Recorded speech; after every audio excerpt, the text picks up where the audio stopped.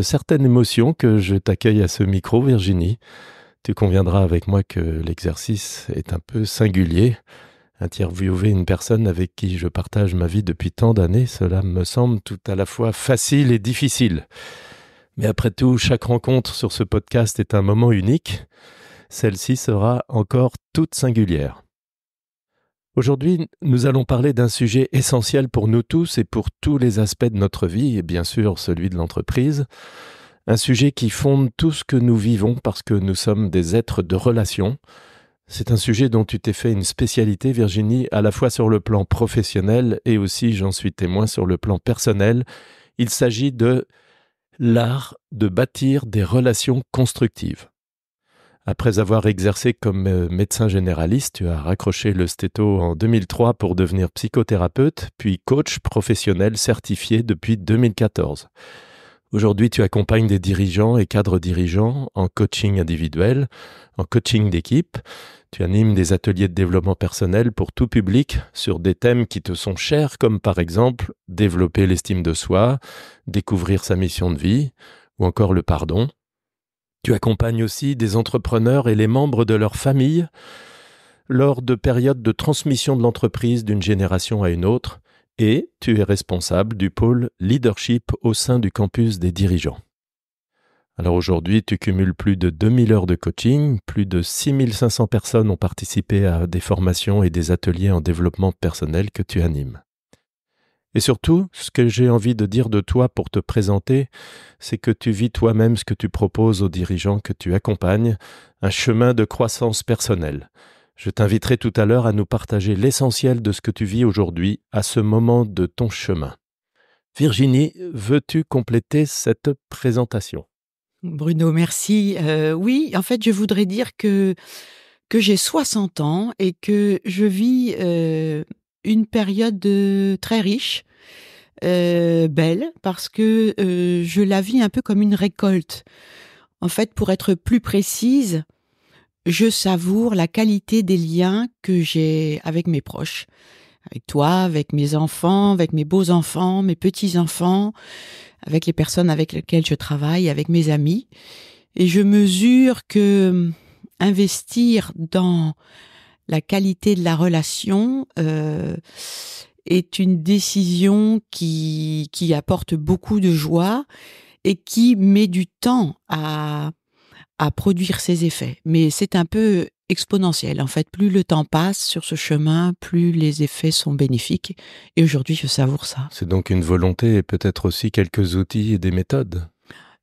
Oui, tu as raison, c'est d'abord une volonté, une décision, et puis ensuite c'est de l'entraînement. Moi, je crois beaucoup à l'entraînement dans tous les domaines de la vie, et c'est aussi vrai en développement personnel. Merci. Alors Virginie, nous développerons tout à l'heure l'art des relations constructives parce que ça intéresse, je pense, tous les entrepreneurs, les dirigeants qui nous écoutent et ceux qui les accompagnent parce que les enjeux sont majeurs dans le monde de l'entreprise. Alors on développera ça tout à l'heure après que tu nous aies présenté ton parcours plus en détail, mais d'ores et déjà, j'aimerais que tu introduises le sujet en nous présentant les enjeux. C'est quoi les enjeux de bâtir des relations constructives ? En fait, je vais pas trop insister sur les enjeux de relations constructives avec les autres, parce que nous sommes des êtres de relation, et la qualité des liens que nous tissons conditionne ce que nous obtenons, ce que nous vivons. Donc, je pense qu'on est tous convaincus que quand ça se passe bien avec les autres, on en est plus aidé. Mais moi, ce que j'ai découvert, c'est que pour être bien avec les autres, il fallait que je sois bien avec moi-même. Et en fait, c'est ça qui m'a touchée. Je pense que j'ai découvert ça pas très tôt dans ma vie, vers 30 ans.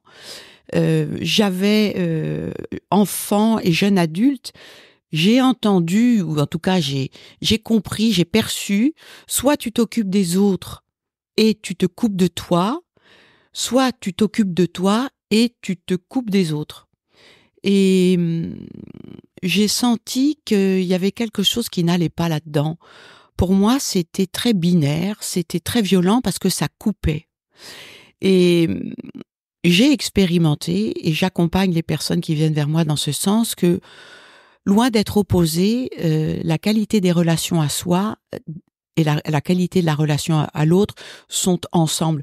Plus je suis bien avec moi-même, meilleur est le lien que j'ai avec moi-même, meilleur sera le lien que j'aurai avec l'autre.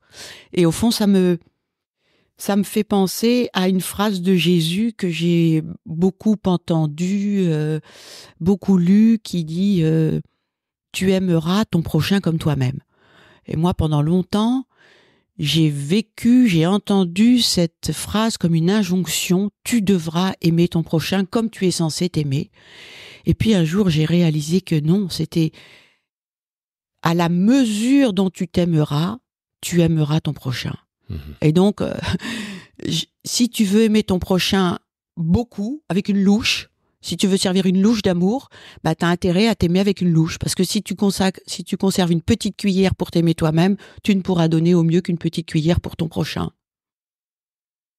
Alors j'aimerais bien que tu nous racontes un peu ton cheminement, parce que tu as commencé ta carrière comme médecin généraliste et tu es aujourd'hui coach. Alors ça s'est pas fait d'un coup de baguette magique, il s'est passé des choses dans ta vie. J'aimerais que tu nous racontes cette évolution et comment s'est opérée cette transition professionnelle. Au fond, ça a été assez naturel. Comment je suis devenue médecin? Depuis que je suis toute petite, j'ai envie de soulager. Je pense que ça se passait déjà sur la cour de l'école. Quand il y avait un petit bobo du cœur ou du corps, on venait vers moi très facilement. Et j'aimais beaucoup soulager.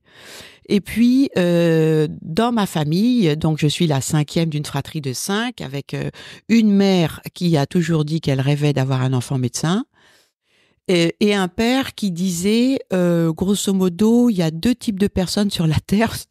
Je ris en le disant parce que c'est quand même fort. Il y a d'un côté les gens utiles et de l'autre, les psys.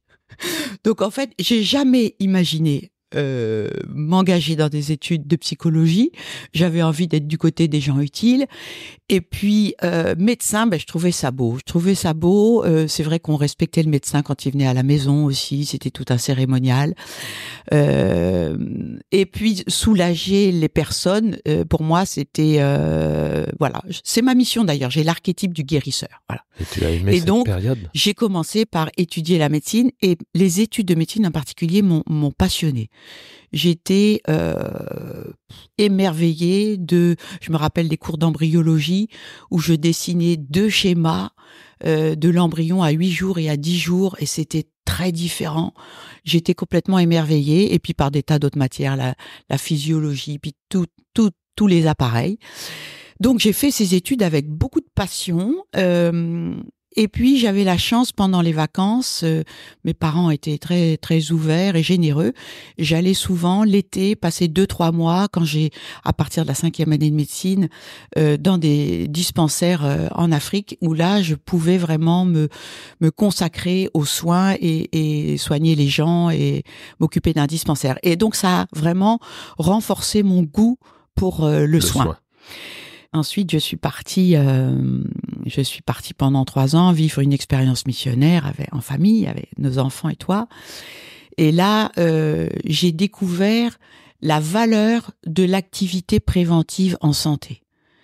On avait très peu d'argent. C'était les populations elles-mêmes qui prenaient en charge 80% des coûts de soins, et je le sais bien puisque j'étais responsable du service santé pour 3 départements, pour le diocèse. Et des populations pauvres. Et des populations très pauvres, voilà. Donc là, j'étais sidérée de voir que ce que ces populations faisaient, nous, on le faisait pas en France, on l'aurait pas accepté, et de la puissance des activités préventives de santé. Et donc, je suis revenue en m'intéressant beaucoup à ce qu'il pouvait y avoir avant la maladie. Et c'est là que j'ai eu envie toujours de soulager, mais avant de soulager le corps, de soulager les cœurs et les âmes. Et il y a une phrase que j'ai entendue différemment.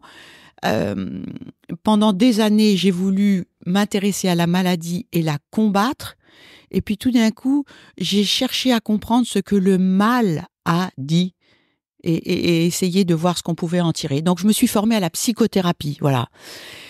Toujours envie de soulager, mais en amont. Mais avant de prendre conscience de ça, tu avais ressenti un peu de mal-être Mais en fait, en rentrant en France, après cette période exaltante de la vie en Afrique, j'ai eu un petit moment de down et je savais pas trop ce qui m'arrivait. Et c'est là que j'ai découvert un homme, Jean Montbourquette, par l'intermédiaire d'un de ses livres, À chacun sa mission. Et cet homme-là, la lecture de son livre a changé beaucoup de choses dans ma vie, puisque là, j'ai réalisé que médecin, c'était un chemin, un moment sur mon chemin, mais que ce n'était pas ma destination. Moi, mon sujet, c'était soulager les cœurs et les âmes et redonner de l'élan. Voilà. Donc, tu es devenue psychothérapeute. Donc, je me suis formée pour devenir psychothérapeute. Et là, j'ai commencé par ce qui était plus mon tropisme, étant donné que j'avais 5 enfants puis 6 enfants, j'étais à l'aise avec les enfants. Donc, j'ai commencé par accompagner des enfants qui souffrent avec leurs parents. Et puis ensuite, j'ai avancé, j'ai eu accès à des adultes, moi-même j'ai avancé, et je me suis formée au coaching. Et je suis coach professionnel depuis 2014, et c'est aujourd'hui le métier que j'exerce. Et je pense que dans ma manière d'exercer le coaching, il y a autant de manières d'exercer le coaching que de coach. Et moi, ma manière d'exercer le coaching, sûrement, elle tient compte de ma formation de médecin. J'aime poser un diagnostic au départ d'un coaching, j'aime faire des préconisations, j'aime voilà. Et si jamais il y a besoin de passer un peu de temps sur revisiter l'histoire de vie pour s'en soulager, voilà, il y a un peu de psychothérapie. Et puis le principe du coaching, c'est d'accompagner la personne vers un état désiré et de trouver le meilleur chemin. Ok, là donc tu nous as présenté ton parcours professionnel et essentiellement ce qui se voit sur ton CV. Tout à l'heure, je te demanderai de nous partager peut-être des choses plus intimes, puisque le sujet d'aujourd'hui, c'est aussi du développement personnel. Et donc, ça m'intéressera que tu nous partages des prises de conscience ou ce que tu vis aujourd'hui. Voilà, parce qu'en tout cas, moi qui suis témoin depuis 38 ans de ton parcours, je vois ô combien tu as changé, tu t'es transformé. Et j'aimerais bien que tu nous le partages tout à l'heure. Voilà. Mais d'où vient ce moteur de changement, de développement personnel? Pourquoi toujours chercher autre chose et avancer? Non, cette question est très personnelle, mais je pense que ça vient de ma blessure, d'avoir vu ma mère ne pas bouger d'un iota dans ses idées, ses convictions, de toute sa vie. J'ai vécu 50 ans avec elle, ou non, plus que ça, voilà. Mais si, je pense 50 ans avec elle, et je ne l'ai pas vue changer d'un iota. Et moi, je me désolais, parce que j'avais, au fond de moi, une intuition très grande de la responsabilité que j'ai dans ma vie et de la liberté qui m'est donnée et que bien souvent je n'utilise pas à fond. Pour moi, j'ai une sorte de mantra, aujourd'hui est le premier jour du reste de ma vie. Et de voir ma mère dans cet immobilisme m'a d'abord profondément fait souffrir et ensuite a enraciné le reste de ma vie pour apporter au monde ce que j'ai vu qui manquait tant à ma mère. D'abord pour moi, pour mes plus proches et puis pour tous ceux qui viendraient en accompagnement. Et donc avec ce chemin que tu as fait, tu as pris conscience de choses. Est-ce que là déjà, tout de suite, là, quelques minutes après le début de cet épisode, tu voudrais nous partager une prise de conscience, une perle que tu as découverte, une invitation que tu voudrais faire? Pour moi, vraiment, je pense que chacun de nous recevons une éducation qui est ce qu'elle est, et que pour devenir adulte, nous avons à rechoisir notre éducation. Moi, j'aime bien dire qu'on a à poursuivre notre éducation. Nos parents ont fait ce qu'ils ont pu. Moi, je choisis de croire qu'ils ont fait de leur mieux. Bon, voilà. Nos parents ont fait ce qu'ils ont pu pour nous transmettre ce qu'ils avaient à nous transmettre. Et puis, il y a des choses dans ce lot que nous avons reçu par notre éducation qui nous conviennent, qui nous ont aidés à grandir et que nous voudrions garder. Gardons-les. Et puis sûrement, transmettons-les aussi. Bon. Et puis il y a des choses qui nous ont peut-être convenu un moment et qui ne nous conviennent plus, ou qui ne nous ont jamais convenu. Il est temps de nous en décharger, de nous en délester pour rechoisir ce qui va être important pour faire nos choix et vivre la vie qui est pleinement la nôtre. Voilà. Ok, alors on va maintenant rentrer dans une séquence un petit peu plus technique autour de ton expertise. C'est ta baseline, je crois, l'art de bâtir des relations constructives, et on va essayer d'en parler en lien avec aussi le métier de dirigeant, d'entrepreneur et dirigeant. Tu nous expliquais tout à l'heure que la qualité de la relation à soi et la qualité de la relation aux autres étaient très intimement liées. En quoi une personne qui ne s'apprécie pas, qui ne s'aime pas, est-elle handicapée dans les relations avec les autres? Alors, si tu veux bien, je prendrais bien cette même question sous un angle un petit peu différent en disant qu'est-ce que une bonne relation à soi permet? En fait, pour moi, très simplement, je dirais qu'une bonne relation à soi permet d'être libéré de soi. Mmh. Si je m'apprécie, que j'ai confiance en mes capacités pour apprendre, si je me regarde avec bienveillance et encouragement, je suis libérée de moi. Je suis plus un sujet en tant que tel, et donc je peux concentrer mon attention, mon énergie à la relation à l'autre, et je vais pouvoir envisager de co-construire avec cet autre. Mmh. Donc tu animes des ateliers autour de l'estime de soi. Donc j'imagine que la qualité de la relation à soi se traduit par l'estime de soi. Oui. Comment tu la définis, l'estime de soi? Très simplement, l'estime de soi, tu l'as dit, c'est la manière de s'apprécier, de se regarder, de se considérer, de se sentir. C'est la façon dont on se parle à l'intérieur de soi. L'estime de soi, c'est tout un travail intérieur que chacun peut faire pour lui-même. Et j'aime la décomposer à la suite de Jean Montbourquette en 2 composantes. L'estime de moi pour mon être, pour la personne que je suis, et celle-là, je vais l'appeler l'amour de moi.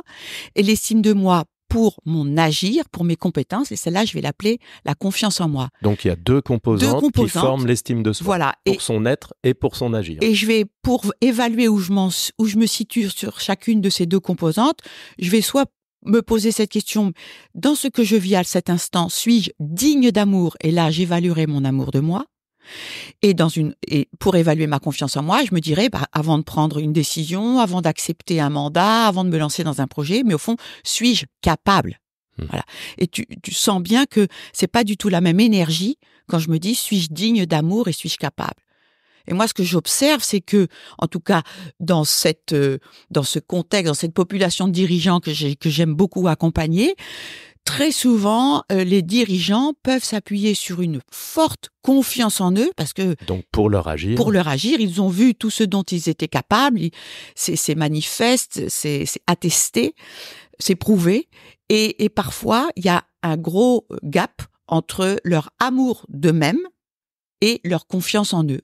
Donc, au détriment de l'amour d'eux-mêmes. Et là, quand je vois ça, vraiment, je n'hésite pas à leur présenter l'intérêt qu'il y a à travailler sur l'estime de soi pour venir équilibrer ces 2 composantes. Parce que quand on a une bonne confiance en soi pour son agir et un faible amour de soi pour son être, qu'est-ce que ça génère? Qu'est-ce que ça provoque? S'il y a un vrai gros écart, les symptômes. Oui, ça peut provoquer une dépression. Parce que, en fait, si je ne m'aime pas beaucoup, je vais devoir, inconsciemment, je me dis, il faut que je me rende digne d'amour. Donc, je vais en faire beaucoup. Et donc, je vais en faire beaucoup. Donc, je vais obtenir des résultats, mais parfois, ça ne sera pas écologique par rapport à moi. Je vais en faire plus que je ne peux en supporter. Donc, ça peut donner des dépressions, ça peut aboutir à des burn-out, et ça peut aboutir à des maladies. Ou un sentiment de culpabilité. Voilà. Donc, ce sont des symptômes qui ne s'installent pas en 2 jours. Il faut des décennies pour y arriver. Mais vraiment, dès qu'on se rend compte de cet écart, c'est important d'agir pour augmenter son amour de soi et alors éviter. On connaît tous, malheureusement, des personnes qui ont fait des choses formidables et qui, quelques années avant la retraite, au moment de la retraite, ont une maladie. Voilà. Oui. Alors concrètement, comment est-ce qu'on peut développer cette estime de soi? Parlons puisque tu dis que beaucoup de dirigeants, les dirigeants en général souffrent plutôt d'un faible amour de soi, donc pour leur être, Et en revanche, ont une bonne confiance en soi pour oui. leur agir. À ceux qui nous écoutent et qui sentent qu'il y a quelque chose à travailler, qu'est-ce qu'on peut faire pour développer l'amour de soi très concrètement? Oui. Il suffit peut-être pas de le dire. Non, mais très concrètement, s'aimer, c'est faire et considérer pour soi ce que l'on souhaite à son meilleur ami. Alors, par exemple, si tu as un meilleur ami qui est en train de se dénigrer et de t'exposer tous ses défauts, très naturellement, tu vas avoir envie de lui dire « mais regarde aussi tes qualités. Moi, je vois ça et ça et ça chez toi. » Bon, développer l'amour de soi, c'est choisir de regarder ses qualités. Et pour se trouver une qualité, il n'est pas nécessaire de la manifester H24, 365 jours par an jusqu'à la mort. Je peux juste l'avoir manifestée de temps en temps et me reconnaître cette qualité. Grandir dans l'amour de moi, c'est m'accorder de l'attention. C'est prendre soin de moi. C'est donc m'intéresser à ce qu'il y a dans mon intériorité. Qu'est-ce que je veux profondément? Quelle est la vie dont je rêve? Qui suis-je? Quelles sont mes valeurs? Qu'est-ce qui m'anime? Qu'est-ce que je ressens là à cet instant? C'est donc m'intéresser à tout ce qui se passe à l'intérieur de moi sans considérer que c'est égoïsme. Je sais que souvent pour des personnes, se porter de l'attention pourrait frôler ou friser l'égoïsme. Mais moi, je pense que loin d'être égoïste, au contraire, c'est un acte de responsabilité. Parce que je suis la personne la mieux placée. Qui d'autre le fera? Pour m'occuper de moi, pour prendre soin de moi et pour savoir ce qui est bon pour moi. Et voilà. Et si je le fais, c'est autant de soulagement pour ceux qui sont autour de moi. Et ce n'est pas à eux de s'occuper de moi. C'est les autres qui vont porter. Et si je le fais pas, le risque, c'est que j'en veuille à la terre entière de ne pas aller bien et que ceux qui sont autour de moi se demandent qu'est-ce qu'elles auraient pu faire de mieux. Voilà. Donc, grandir dans l'amour de moi, vraiment, c'est se considérer comme son meilleur ami. Donc, s'intéresser à soi, se connaître, s'accepter. C'est-à-dire que moi, je pense que c'est le principal pas que j'ai fait ces dernières années. C'est m'accepter, c'est pas apprécier tout ce qui vient de moi. C'est le regarder, l'accueillir, le nommer et dire oui, c'est ça pour moi aujourd'hui. J'ai ce trait de caractère, moi, aujourd'hui. Moi, je me trouve, par exemple, impatiente.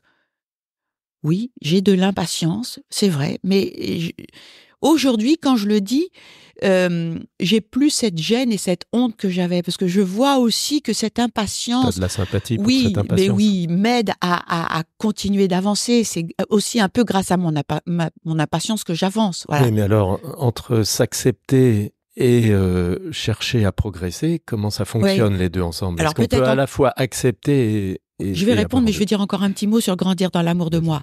Donc, c'est aussi me parler avec bienveillance.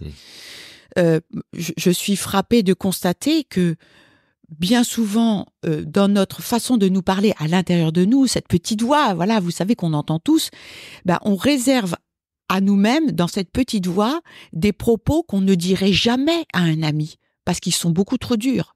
Par exemple? T'es nul. Si j'ai fait quelque chose qui n'est pas à la hauteur de mes attentes... Je suis nul. Je vais me dire, t'es nul, t'es nul. Je ne dirais pas ça à un ami. Je lui dirais, oui, alors mon pauvre, ce que tu as obtenu n'est pas à la hauteur de tes attentes. C'est dommage, mais qu'est-ce que tu pourrais faire différemment la prochaine fois pour que ce soit mieux? Voilà. Et donc, grandir dans l'amour de moi, c'est ça aussi. C'est me parler avec encouragement, c'est me parler avec bienveillance. Voilà. Et c'est rechercher, c'est décider de poser sur moi un regard bienveillant. En fait, tout est une question d'intention. Je ne peux pas à la fois rechercher le mal en moi, les fautes en moi, et le beau en moi, le bien en moi. Grandir dans l'amour de soi, c'est choisir de regarder le beau en soi et de l'offrir au monde. Et est-ce que c'est pas tout simplement se regarder tel qu'on est, s'accepter comme on est? C'est l'humilité. Alors on aime bien au campus citer le livre de Jim Collins, de la performance à l'excellence. Dans son premier chapitre, il décrit que les grands leaders étaient des personnes humbles pour leur personne et ambitieux pour l'entreprise. Et pour nous, humble, c'est pas se mettre en dessous de la table, c'est accepter, s'accepter tel qu'on est. J'aime vraiment ce que tu dis là. Pour moi, c'est essentiel. S'aimer, c'est vraiment se regarder avec humilité. C'est-à-dire, pour moi, l'humilité, c'est pas la fausse modestie qui consiste à me rapetisser avec des paroles pour faire semblant que. C'est pouvoir exprimer, partager au monde ce que j'ai vécu qui n'est pas bien et le dire avec tranquillité parce que je continue de m'aimer même si ce que j'ai fait n'est pas bien. Et c'est aussi pouvoir partager aux autres et au monde ce que je vois en moi de beau et le faire avec humilité. Voilà. Tu viens de développer plutôt le côté amour de soi, c'est-à-dire l'estime de soi pour son être. Oui. Qu'est-ce qu'on peut dire à des gens qui sont peut-être moins fréquents chez les dirigeants, C'est vrai. mais il y en a peut-être qui nous écoutent, quand on est en défaut de confiance en soi, c'est-à-dire l'estime de soi pour son agir, est-ce que tu as quelques propositions à faire pour travailler ça, pour développer? Oui, il y a aussi des propositions, bien sûr, elles sont très différentes. C'est, par exemple, si je veux renforcer ma confiance en moi, une des premières choses à faire, c'est d'accepter de repérer mes petits succès. Parce que il y a beaucoup de personnes qui ne voient pas ce qu'elles font de bien. Parce que, en fait, c'est comme si elles se disaient, tant que j'ai pas fait l'Everest, j'ai rien fait de bien. Alors que pour faire un jour, pour avoir une chance un jour de franchir l'Everest, il faut sûrement les années avant avoir fait un 6000, des 5000, des 4000. Et donc, grandir dans la confiance en soi, c'est choisir de regarder les petits succès que l'on obtient et les valoriser, en prendre acte. Et c'est aussi les partager. C'est aussi prendre des risques. C'est aussi se décider. C'est aussi choisir de nommer bien ce qui est bien, alors que pour beaucoup d'entre nous, ce qui est bien est juste normal. Et donc, pour ces personnes-là, c'est compliqué parce que je pense que comme beaucoup d'entre nous, elles se donnent un peu de mal du matin au soir et du soir au matin pour faire de leur mieux.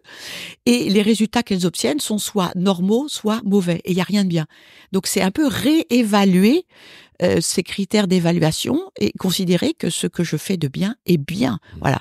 Et c'est une base sur laquelle je vais pouvoir me poser pour continuer d'avancer.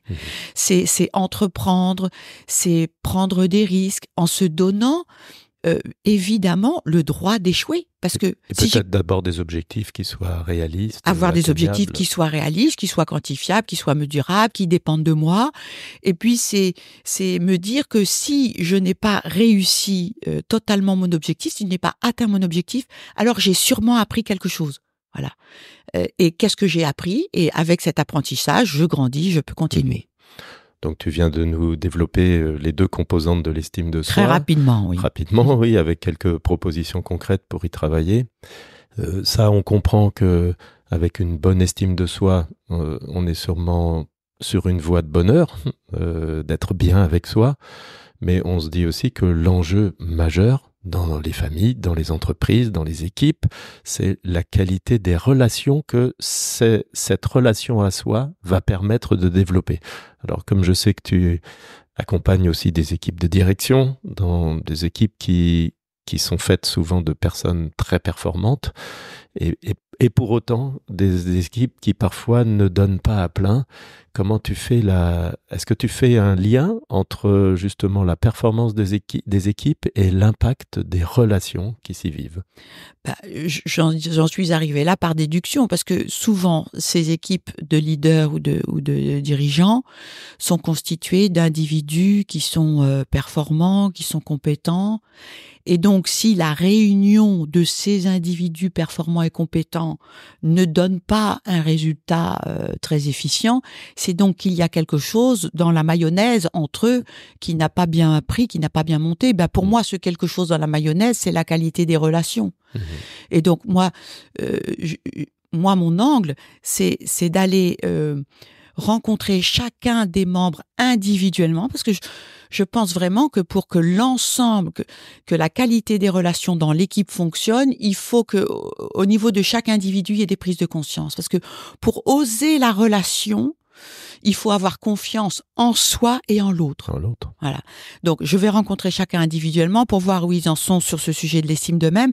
Et ensuite, je leur propose d'évaluer la perception qu'ils ont de leur relation avec chaque membre de l'équipe. Et là, ça va mettre en évidence soit des relations fluides entre deux personnes, et donc pour moi, là, il y a pas de travail à faire, soit des relations pas fluides, tendues, avec beaucoup de tension. Et là, ce que je propose, c'est de rencontrer ces deux personnes et de les accompagner pour aller exprimer ce qu'elles vivent l'une avec l'autre. Et au fond, je m'aperçois, et c'est ça ma joie vraiment dans cet accompagnement, c'est que là où il y avait des fortes tensions dans les équipes, proposer un espace et un temps sécurisé pour que des individus puissent s'exprimer sur ce qu'ils vivent vraiment, sur ce qu'ils veulent, sur ce qu'ils ne veulent pas, sur ce qu'ils ressentent et sur leurs peurs, dans un climat vraiment de confiance et de sécurité, mais ça produit un fruit extraordinaire. Et j'ai vu des équipes vraiment dans le rouge sur le plan de la relation, pour lesquelles les leaders se demandaient s'il fallait pas se séparer d'un ou deux individus, qui au final se sont retrouvés, ont eu du plaisir à travailler ensemble et ont délivré. Je crois que c'est à chacun de nous de faire ce travail de connaissance de nous, d'acceptation de qui on est, pour ensuite donner les codes pour ceux qui travaillent avec nous, les codes et notre langue. On a tous notre langue. Oui. Eh bien, il faut parler notre langue aux autres pour qu'on puisse se comprendre. Ça veut dire que peut-être ce qu'on appelle le team building, ça n'est pas seulement que du collectif, ça va peut-être commencer par un travail pour chacun, pour lui-même, dans la relation à lui, puis un travail de relation en one-to-one avec chacun des autres membres de l'équipe, et enfin vivre des choses ensemble qui soient formidables. Oui, j'aime beaucoup ta reformulation, c'est très fidèle pour moi. Tout part de soi, de l'entité, de l'individu. Ensuite, on va travailler les binômes qui sont les plus sous tension. Et quand on a bien déminé, désagrégé ces tensions et qu'on est arrivé à plus de sérénité, eh bien, moi, je propose un séminaire ou des séminaires d'équipe. Et là, voilà, on voit l'équipe, comment elle va s'approprier ça et faire du beau avec tout ça. Oui. Est-ce que tout ça, ça s'applique au monde de la famille, au sein des entreprises familiales, puisque je disais en introduction que tu accompagnes quelques entrepreneurs et leurs familles pour préparer des phases de transmission, qui sont toujours des moments délicats, qui sont à la fois porteurs d'enjeux patrimoniaux, juridiques, de gouvernance d'entreprise, mais aussi et beaucoup, et peut-être surtout, des sujets de relations entre les membres de la famille. Est-ce que cette qualité de relation, tu le vois effectivement aussi dans ce cas-là comme un enjeu majeur? Ben oui, pour moi, c'est vraiment la transmission d'une entreprise familiale amplifie tout l'impact de la qualité de la relation. Puisque l'enjeu, tu l'as dit, il est business. Il faut trouver la bonne personne qui a le potentiel pour être le bon dirigeant de l'entreprise et donc assurer sa pérennité, la pérennité des emplois, la performance, etc. Qui est familial ou pas familial d'ailleurs. Hein. Voilà, mais enfin trouver la bonne personne. Et puis aussi, c'est qu'est-ce qui va advenir de l'unité familiale. Parce que au moment, à cette période de transmission de l'entreprise, viennent se rejouer des tas de choses qu'on n'aurait pas imaginé voir arriver sur le tapis, mais des choses de l'enfance, des jalousies d'enfance, des blessures d'enfance. Et donc, moi vraiment, j'apprécie tout particulièrement quand un dirigeant vient me proposer, me demander si je peux l'accompagner dans la transmission de son entreprise et qu'il s'y prend 2-3 ans avant. Parce que ça permet d'accompagner chaque membre de la famille. Je pense surtout aux générations qui vont reprendre. Hein, s'il y avait quelqu'un qui... Donc, chaque membre des enfants, pour voir où il en est, qu'est-ce que l'entreprise familiale représente pour lui, comment il se projette dans le futur, est-ce qu'il se projette dans l'entreprise, si oui, à quel poste, sinon où est-ce qu'il se projette, associé, voilà, c'est ça, opérationnel ou pas, bon. Et puis aussi de valider avec chacun d'eux s'il voulait reprendre l'entreprise, que ce soit bien compatible avec ce que j'appelle, et qui est un peu je trouve la formulation pas forcément formidable, mais c'est ce que j'ai aujourd'hui, sa mission de vie. En fait, avec sa raison d'être à lui. Est-ce que ça va bien matcher le fait de reprendre l'entreprise et sa raison d'être à lui? Alors, tu dis reprendre pour celui qui va prendre la direction, oui, c'est ça. Mais il y a 36 manières de reprendre, y compris de devenir associé à la suite des générations. C'est ça, mais là, je pense de à celui qui va être le dirigeant, futur dirigeant. Qui succéderait au dirigeant en poste, actionnaire principal, et qui reprendrait la direction de l'entreprise familiale. Est-ce que c'est un choix libre et conscient et oui, responsable? Parce que il y a des choses parfois qui se transmettent tout petit. Des injonctions. J'ai accompagné des familles pour lesquelles, à 10 ans, les dés étaient jetés. Le frère et la sœur savaient qui d'eux serait le repreneur de l'entreprise familiale, parce que le père l'avait projeté de cette manière-là. En fait, c'est pas si simple, parce que nous savons tous que pour donner le meilleur de soi, il faut avoir fait un choix libre qui soit vraiment totalement libéré de l'injonction de satisfaire ce qu'on imagine que l'autre, en l'occurrence le père, aurait voulu que l'on fasse. Parce que tant qu'on cherche à être le fils ou la fille idéale, on ne peut pas devenir qui on est.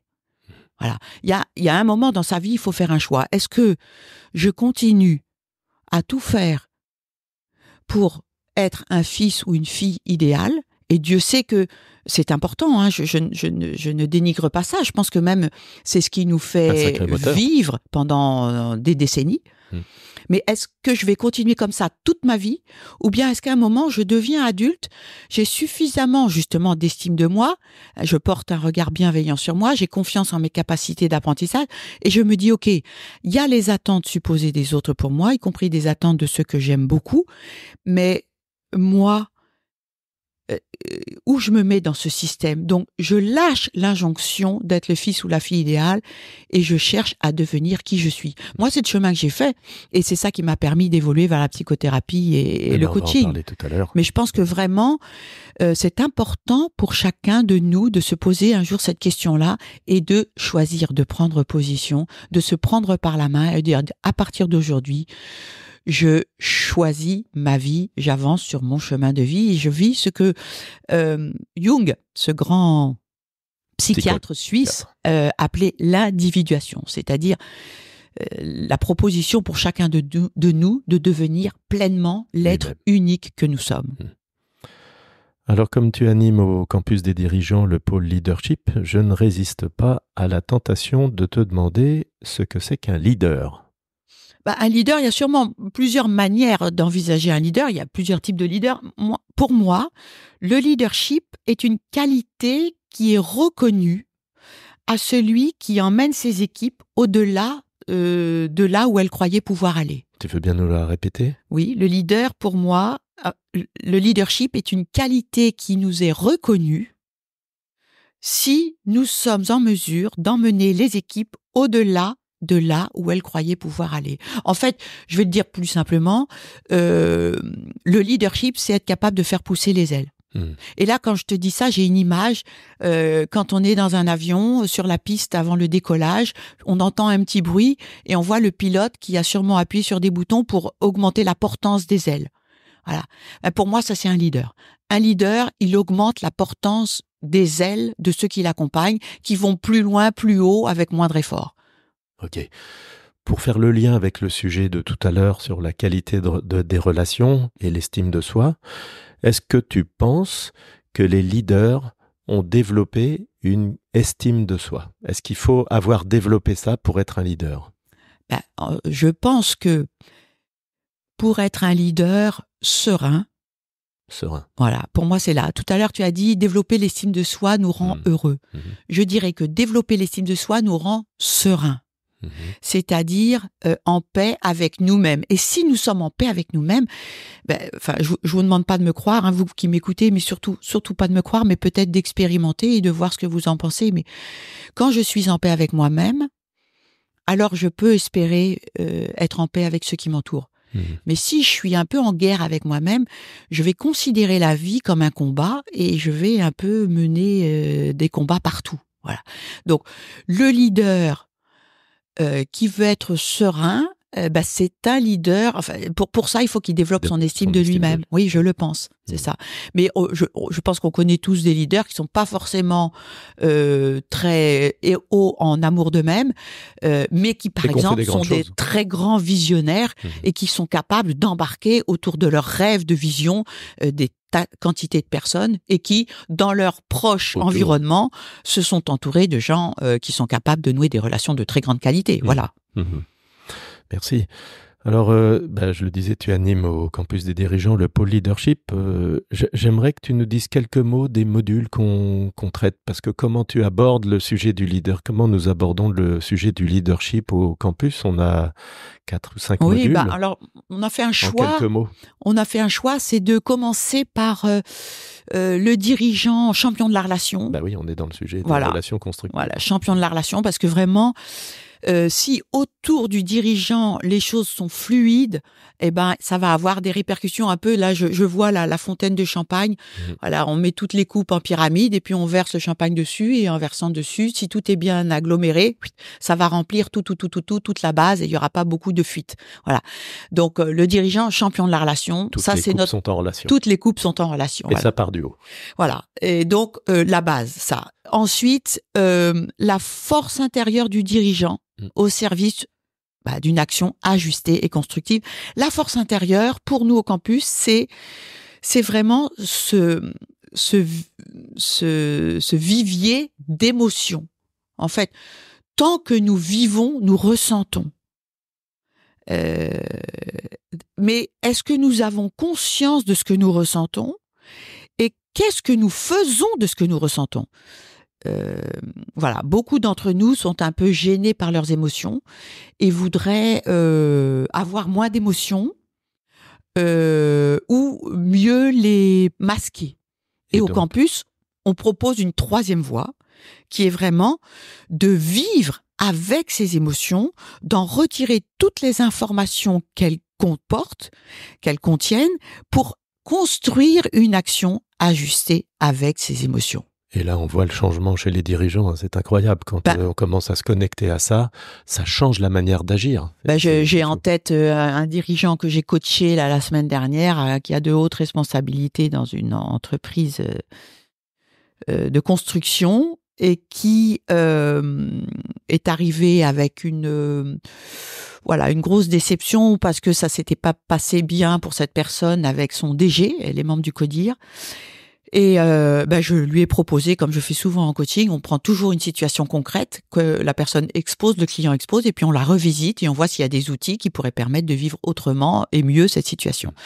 Donc la personne expose sa situation, et puis je lui demande à partir de quand elle s'est sentie pas bien. Et la personne dit quand j'ai reçu le message du DG qui manifestait un manque de confiance dans ce que j'avais fait. Et je lui dis non, je pense que ça, c'est le dernier moment où tu t'es senti pas bien. Mais quel était le premier moment où tu t'es senti pas bien? Et on va repartir de là. Elle m'a dit, en fait, c'est quand j'ai pris connaissance d'une forme de publicité qui avait été faite pour la boîte et qui n'était pas à la hauteur de ce que je voulais. Et là, je lui ai dit, mais qu'est-ce que tu as ressenti?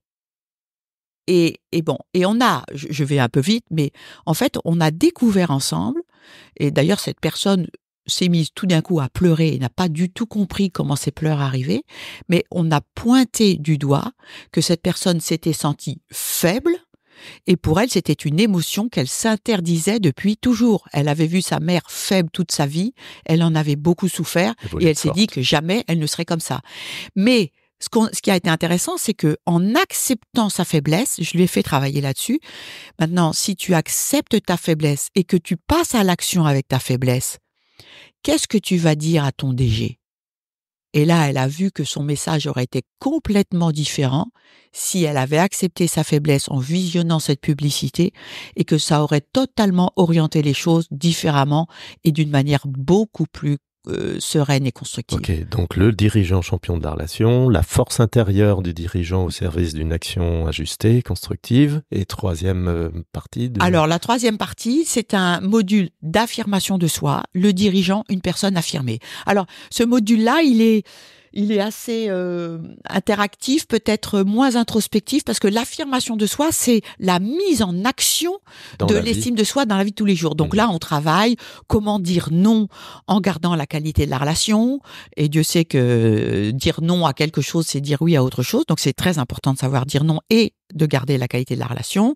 C'est être capable de faire des demandes qui sont susceptibles d'être satisfaites. C'est être capable de donner des feedbacks de satisfaction, et Dieu sait que c'est important parce qu'on a tous, en tant qu'humains, des besoins de reconnaissance, donc donner des feedbacks de satisfaction, et ça va permettre de motiver ses troupes. C'est aussi donner des feedbacks d'amélioration, parce que parfois c'est nécessaire, et ça va être un outil d'aide à la formation continue de ses collaborateurs, mais c'est aussi recevoir des feedbacks, parce que le dirigeant, il a aussi comme tout humain, besoin de recevoir des feedbacks. Et donc, qu'est-ce qu'il fait, par exemple, d'un feedback positif? Est-ce qu'il va le minimiser, faire comme si c'était pas la peine, et donc se priver de la reconnaissance qu'il y a et qui pourrait le nourrir? Qu'est-ce qu'il va en faire de ce feedback positif? Et s'il reçoit quelque chose d'un peu désagréable, comment est-ce qu'il va filtrer ce qui vient à lui pour faire en sorte, et pour moi ça c'est vraiment une base de la relation constructive, c'est faire en sorte de ne jamais me laisser blesser par quelque chose qui vient à moi. Alors, je ne sais pas si je peux développer en quelques instants, parce que je voudrais pas paraître arrogante, tu vois. C'est ne jamais me laisser blesser. C'est pas du tout me considérer supérieur à l'autre. C'est pas le rapport de force. Pour lui faire croire, tu sais, toi, tu pourras jamais me blesser. C'est pas du tout ça. C'est vraiment être dans une posture d'éveil et de présence qui fait que tout ce qui vient à moi, je vais le filtrer.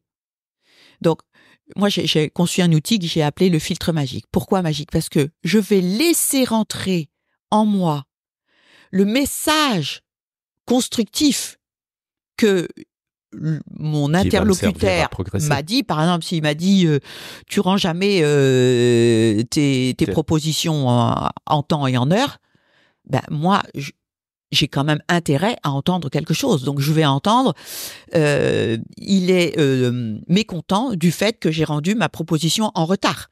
Donc ça, c'est le message que je vais garder. Mais je ne suis pas blessée. Je ne suis pas blessée. Je n'ai pas pris la généralité. Tu ne donnes jamais tes choses à l'heure.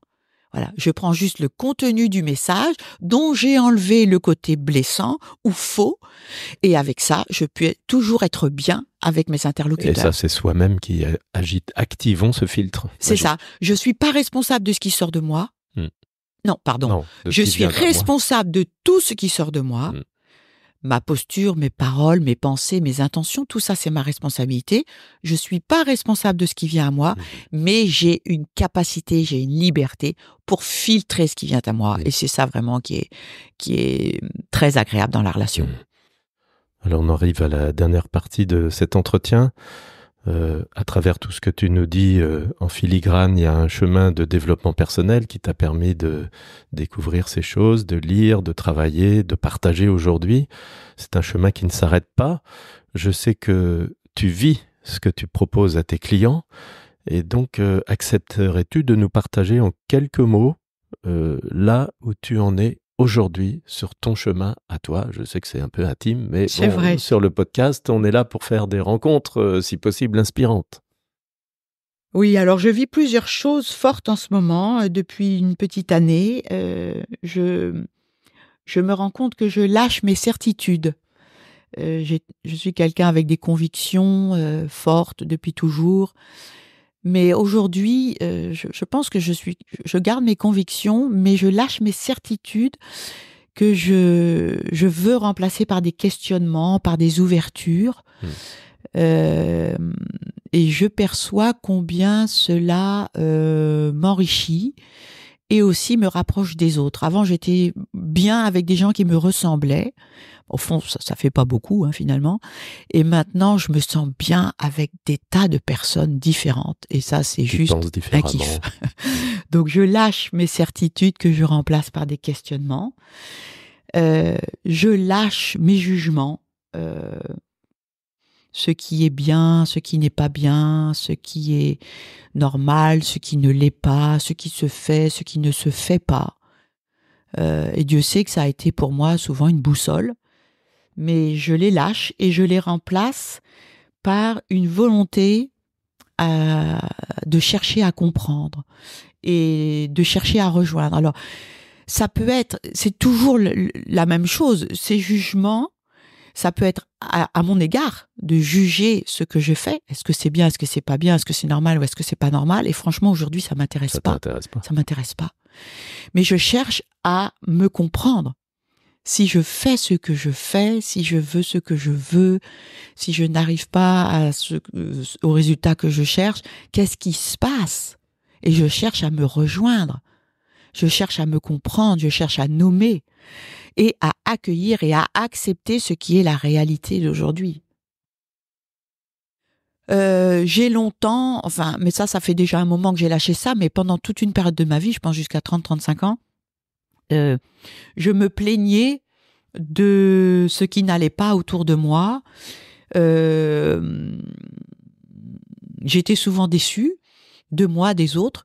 Et aujourd'hui, j'ai décidé vraiment définitivement de quitter mon costume de victime et de me concentrer exclusivement sur ce qui dépend de moi, sur ce sur quoi j'ai prise et que j'appelle ma zone d'influence à la suite de Stephen Covey, voilà.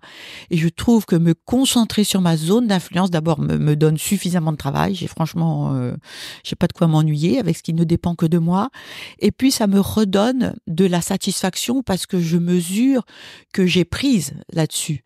Et que, si je me concentre sur ma zone d'influence et que je revisite certaines choses pour les rendre plus conformes à ma volonté profonde, voilà. Ça doit avoir un impact sur ta relation à l'actualité et au journal télé, par exemple. Ah oui, aujourd'hui, par exemple, je suis désolée, il y a peut-être des personnes qui ne vont pas me comprendre, mais j'assume. Je décide, avec la sensibilité très grande qui est la mienne, de ne plus regarder le journal télévisé. Parce que, au fond, je reçois des images dont je ne peux rien faire de constructif et qui m'abîment. Donc, soit j'entends parler d'un drame qui s'est passé et je me dis, moi, qu'est-ce que je fais? Et voilà, j'entends parler du drame. J'ai pas besoin de voir les images pour ça. On peut parfois aider quand même. Et je peux aider et faire un don, voilà. Mais si jamais ou aider différemment, par exemple en portant des intentions dans l'univers, ça s'appelle la prière pour ceux qui croient, mais moi je crois énormément à la force de l'intention. Quand on dit qu'on ne peut rien faire pour les autres, aujourd'hui vraiment je ne le crois pas, c'est pas mon expérience. On peut faire beaucoup en faisant attention aux intentions que l'on porte aux personnes et au monde. Voilà. Donc moi je préfère faire un quart d'heure de méditation le matin et offrir au monde des intentions de paix, de communion, de soins mutuels, plutôt que de m'infliger un quart d'heure de journal télévision qui ne va faire que me faire saigner mon cœur. Voilà. Je partagerai aussi peut-être que je change de guide. En fait, c'est peut-être une manière différente de dire ce que je venais de dire juste avant, c'est au lieu de m'intéresser à ce qui est bien ou à ce qui est mal, à ce qui se fait, à ce qui se fait pas, c'est-à-dire d'avoir des repères, poser mes repères à l'extérieur de moi, voilà, à la manière dont je vais être perçue. Vraiment, aujourd'hui, j'ai déposé ça, comment je suis perçue. Et ce qui me guide, c'est vraiment la petite voix que j'entends à l'intérieur de moi. Donc, je réactive ma liberté intérieure et je m'entraîne à me connecter à mon âme. J'ai découvert ces dernières années, ces derniers mois, une manière assez super de me connecter à mon âme, c'est quand je danse. Je danse le soir à la maison, 3-4 fois par semaine, avant le dîner, sur une musique rythmée comme je les aime. Et quand je danse, je sens que je me connecte à mon âme. Je sens tout l'élan de vie qui est là, la joie qui m'habite, l'amour, la paix. Et donc, aujourd'hui, j'ai beaucoup plus de temps à passer à prendre soin de mon âme, par exemple en marchant dans la nature, en me connectant à plus grand que moi, en en cherchant le beau dans toutes les personnes que je rencontre, et Dieu sait si c'est vraiment Par ton métier. la joie de mon métier. Je dis souvent, je pense tous les jours que j'ai un métier extraordinaire, parce que à la place où je suis, et j'ai beaucoup d'émotions en le disant,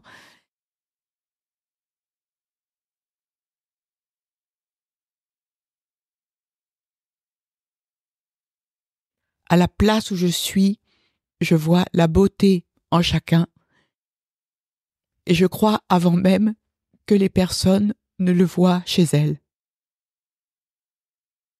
Ah bah tu me fais pleurer. Ah bah Virginie, pour terminer, j'ai une question.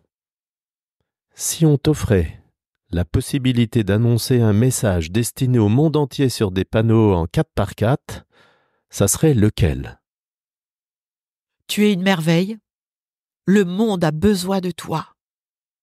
Rêve ta vie et vis tes rêves. Ouais, c'est du 5x5 alors. Je suis un peu gourmande. Bah, je te le renvoie. Virginie, tu es une merveille parce que tu rêves ta vie et que tu vis tes rêves. Merci. Merci. Bonne journée. Bruno.